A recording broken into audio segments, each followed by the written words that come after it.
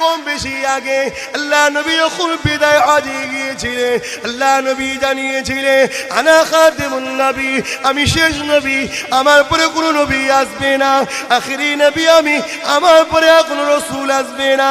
সাহাবা হযরত এই কথা শুনে আল্লাহ নবী জিজ্ঞাসা সাহাবারা বলেছিলেন ইয়া রাসূলুল্লাহ হাবিবাল্লাহ, তাহলে দিনের দাওয়াত কারা দেবে? আল্লাহ নবী আবু দাউদ শরীফে জানিয়ে দিলে ইন্নাল্লাযীনা মাসূলি হাদিল উম্মতি আলা রাসি কুল্লি মিয়াতি সানাতি মাইজাদিদুল আদিনাহা 100 साल आगे या बाद में मुजाद्दिद आएंगे, वो दिन की दावत देंगे, नबी नहीं आएंगे, आप दिन का दावत जो देंगे वो मुजाद्दिद होंगे।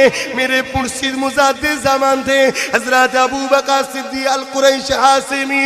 ए যুবকেরা আপনারা তরুণেরা, ওই বিদায় হজ আল্লাহ নবী বলেছিলেন আমার উম্মাত দাবিদারদের মধ্যে 73টি দলে বিভক্ত হবে, 72